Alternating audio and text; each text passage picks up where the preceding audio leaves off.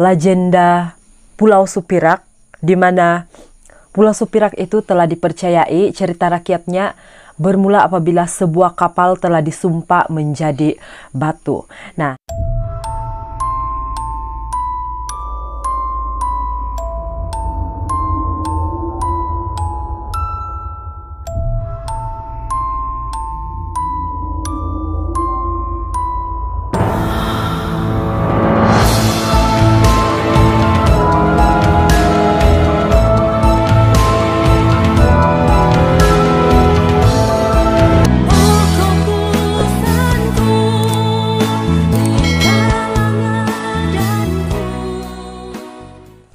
oke, halo sahabat, bertemu lagi bersama dengan saya Ernestine Official. Dan kalau sebelum ini kita sudah bercerita tentang asal-usul mula nama Batu Punggul, pada kali ini saya akan bercerita tentang legenda Pulau Supirak, di mana Pulau Supirak itu telah dipercayai cerita rakyatnya bermula apabila sebuah kapal telah disumpak menjadi batu. Nah, di awal video tadi kamu telah melihat satu video yang sangat pendek, itulah Pulau Supirak. Dan jika sekiranya kamu tertanya-tanya di mana keberadaan Pulau Supirak, Pulau Supirak ini terletak di Pitas, Sabah. Jika sekiranya kamu orang Pitas, sudah pasti kamu sering kali melihat Pulau Supirak. Dan mungkin ada di antara kamu juga yang tidak mengetahui macam mana Batu Supirak tercipta. Setiap tempat memiliki cerita tersendiri, dan pada kali ini saya akan bercerita kepada kamu, saya akan share kepada kamu cerita tentang Pulau Supirak. Dan saya rasa ini satu cerita yang memang sangat-sangat menarik. Cerita Malim Kundang ataupun Sitanggang telah tersebar satu ketika dahulu. Cerita Malim Kundang ataupun Sitanggang memang sangat-sangat terkenal, di mana seorang anak telah disumpak oleh ibunya menjadi sebongkah batu. Dan di sana telah memberikan kita satu pengajaran supaya apabila kita sudah maju nanti, apabila kita sudah berada satu hari nanti, jangan pernah melupakan jasa seorang ibu, ataupun jangan pernah lupa dengan keluarga kita sendiri. Di tempat kita sendiri, di Sabah, sebenarnya kita mempunyai satu cerita yang hampir sama, cuma watak dia sedikit berbeza dan jalan cerita dia juga sedikit berbeza, tapi hampir serupa. Oke, macam mana asal-usul Pulau Supirak ini terbentuk, ataupun macam mana asal-usul Pulau Supirak ini bermula? Diceritakan seperti ini. Satu masa dahulu, ada sepasang suami istri yang tinggal di tepi laut, yaitu di Kampung Kogun. Disebabkan mereka tinggal di tepi laut, pada masa dahulu mereka bergantung sepenuhnya pada pendapatan laut, dan si suami bekerja sebagai nelayan. Nah, satu hari si suami pergi ke laut dan telah hilang, tidak pernah pulang lagi. Jadi si istri yang bernama Supirak ini setiap hari dia menunggu kepulangan suaminya. Pada waktu itu si Supirak ini dia sedang berbadan dua, ataupun dia sedang mengandung. Jadi hari berganti hari, bulan berganti bulan, si Supirak di tepi pantai menunggu kepulangan suaminya, namun tidak kunjung datang, sehinggalah tiba hari dia melahirkan anaknya. Dan ketika dia melahirkan anaknya, dia menamahkan anaknya itu Ragam, si Ragam. Dia terpaksa membesarkan sendiri. Si Supirak membesarkan anaknya si Ragam ini dengan penuh kasih sayang, bagaikan menentang minyak yang penuh. Dia mendidik anaknya supaya menjadi seorang anak yang baik. Nah, apabila si Ragam sudah tumbuh dewasa, disebabkan oleh kerajinannya dan segala macam yang dia miliki, dia seorang yang sangat-sangat menurut ibunya. Dia telah berjaya membina sebuah rumah di Torong Putih. Nah, disebabkan ibunya si Supirak, dia fobia dengan laut, jadi dia tidak mengizinkan Ragam untuk bekerja di laut, ataupun dia tidak mau anaknya itu bekerja sebagai seorang nelayan maupun bekerja di mana-mana kapal. Sebab dia sudah trauma atas kehilangan suaminya yang telah pergi berlaut dan tidak pernah kembali lagi. Nah, walau macam manapun, jauh di sudut hati si Ragam, dia teringin sekali bekerja sebagai seorang nelayan dan dia ingin sekali bekerja di perlautan. Tetapi disebabkan ibunya sangat fobia dengan laut, dia tidak menyuarakan hasrat dia. Nah, oke, pekerjaan harian si Ragam ini adalah berkebun, mencari kayu api, seterusnya dia buat rumah orang, begitu mungkin pada waktu itu. Mereka memang hidup dalam kedaifan. Jadi, satu hari ketika si Ragam pergi ke laut untuk menjual apa yang patut dia jual, dia telah melihat sebuah bahtera yang sangat-sangat besar.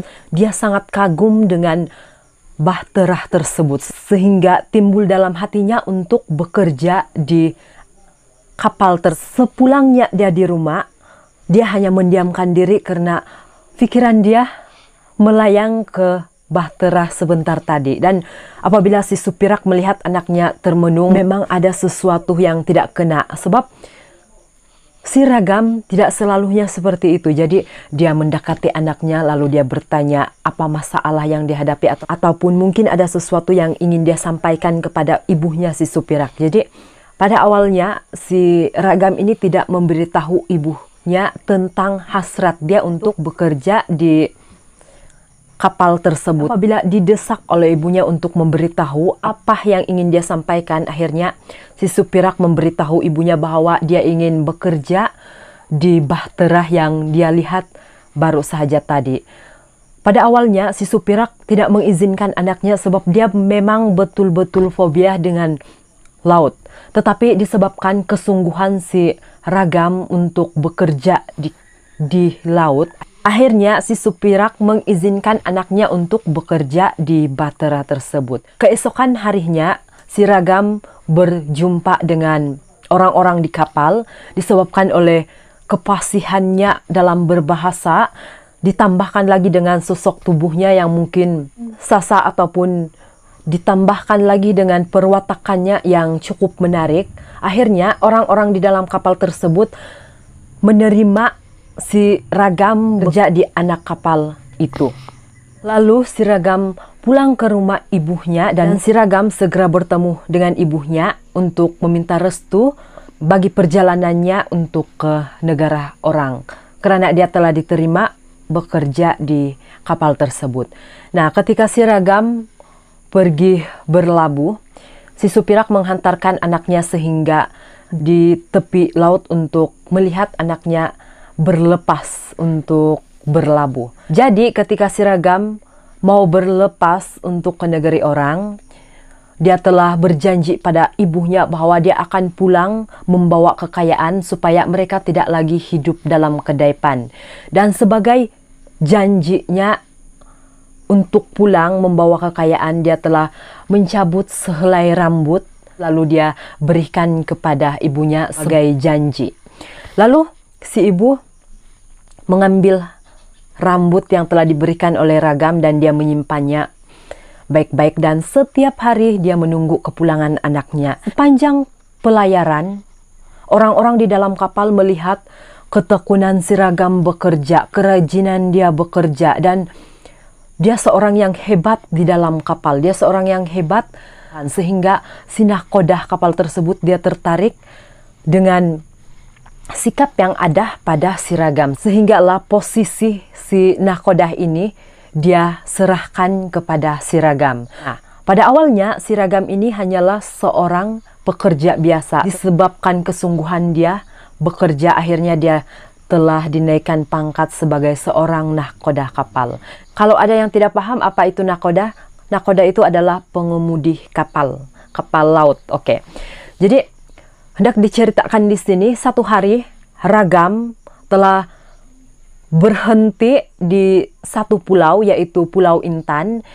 Mereka ingin berniaga di sana, dan seketika itu juga dia melihat seorang wanita yang sangat cantik. Dia melihat seorang gadis yang sangat cantik dan dia telah jatuh cinta pada pandang pertama. Gadis yang Ragam temui itu, ataupun gadis yang telah membuatkan Ragam jatuh cinta itu adalah Dayang Dundunai. Dan lama-kelamaan mereka saling suka antara satu dengan yang lain. Akhirnya Ragam memberanikan diri untuk bertemu dengan ayah si Dayang Dundunai. Dan ayah si Dayang Dundunai ini adalah seorang pemerintah di Pulau Intan pada waktu itu. Lalu dengan penuh keberanian si Ragam bertemu dengan ayah si Dayang Dundunai. Ketika bertemu dengan ayah si Dayang Dundunai ini, serta-merta lamarannya untuk menjadikan Dayang Dundunai sebagai istrinya telah diterima karena sikapnya yang terlalu baik sehingga menyenangkan hati pemerintah Pulau Intan pada waktu itu. Mereka telah mengadakan satu majelis perkawinan besar-besaran. Mereka telah menjadi suami dan istri. Bertahun-tahun si Ragam tinggal di Pulau Intan bersama istrinya. Akhirnya dia meminta keizinan daripada ayah mertuanya untuk pulang di kampung Torong Putih untuk berjumpa dengan keluarganya di sana. Keesokan harinya mereka berlabuh dan sepanjang perjalanan si Ragam ini sudah tidak sabar untuk bertemu dengan ibunya. Dia ingin memperlihatkan apa yang dia sudah miliki pada waktu itu. Disebabkan kapal yang dibawa oleh Ragam ini terlalu besar dan memang tujuan dia pulang di Torong Putih telah terdengar di telinga penduduk di sana dan menyebar cerita bahwa ada seorang anak muda yang akan pulang di sana. Dia seorang anak jati Torong Putih yang pada awalnya hanya pekerja biasa, kini menjadi seorang nahkoda kapal. Bahkan pada saat itu dia memiliki sebuah kapal sendiri. Mendengar cerita tersebut, si Supirak, ibu kepada si Ragam, dia mengetahui bahwa itu adalah anaknya. Lalu dia ke laut untuk menunggu kepulangan anaknya. Dan dari jauh dia melihat sebuah kapal yang sangat besar. Si Supirak ini menaiki sebuah perahu untuk menuju ke arah bahtera yang besar itu bagi menemui anaknya Ragam. Nah, ketika sampai di kapal tersebut, dia meminta kebenaran daripada anak-anak kapal untuk naik ke bahtera tersebut untuk berjumpa dengan anaknya si Ragam. Tetapi disebabkan oleh pakaiannya yang compang-camping dan dia kelihatan tidak terurus, anak-anak kapal itu tidak mengizinkan dia untuk naik di bahtera. Tetapi si Supirak ini bersikeras untuk menaiki bahtera tersebut. Ketika si Ragam mendengar ada perkelahian di bawah kapal, lalu dia melihat ibunya yang sedang diusir oleh anak-anak kapal, dan disebabkan dia juga melihat ibunya itu berpakaian compang-camping, dikatakan di sana kelihatan terlalu miskin, seolah-olah itu bukanlah ibunya. Ditambahkan lagi Dayang Dundunai ada di sampingnya dan dia malu mengakui bahwa itu ibunya. Lalu dia juga maki hamun ibunya, dia menghina ibunya dan menyuruh ibunya untuk pergi. Dia tidak mengakui bahwa si Supirak ini adalah ibunya. Setelah dipermalukan sebegitu, si Supirak akhirnya akur dan dia kembali ke tepi laut. Pada waktu itu juga si Supirak mengeluarkan helaian rambut yang telah diserahkan Ragam ketika dia berlabuh dulu sebagai janjinya untuk kembali membawa kekayaan. Tetapi apabila si Ragam pada waktu itu kembali, dia telah menghina ibunya, dia tidak mengakui si Supirak sebagai ibunya hanya disebabkan keadaan si Supirak seperti itu. Padahal pada waktu dulu mereka kais pagi makan pagi, namun si Supirak membesarkan si Ragam dengan penuh kasih sayang, bagaikan menentang minyak yang penuh.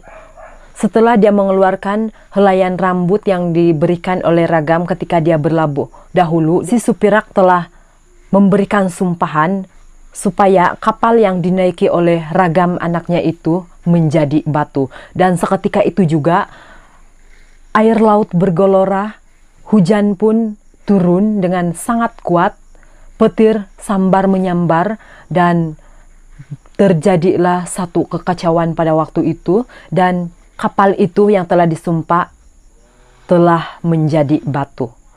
Cerita dia sampai di sana sahaja.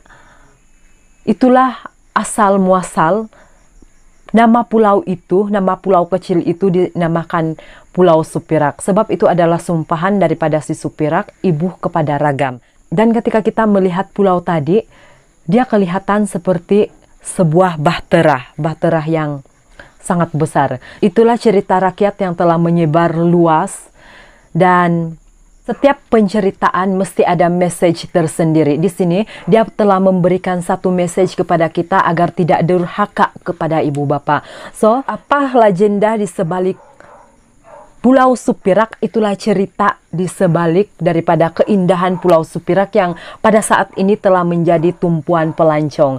Jadi untuk hari ini itu sahaja cerita ataupun legenda yang dapat saya kongsikan kepada kamu. Semoga ini memberikan ilmu ataupun menambahkan ilmu baru bagi kamu yang memang tidak pernah mendengar cerita tersebut. Dan saya akan kembali lagi nanti dan membawakan cerita yang sama. Saya akan kongsikan kepada kamu cerita-cerita yang ada di Sabak. Oke, itu sahaja. Bye-bye.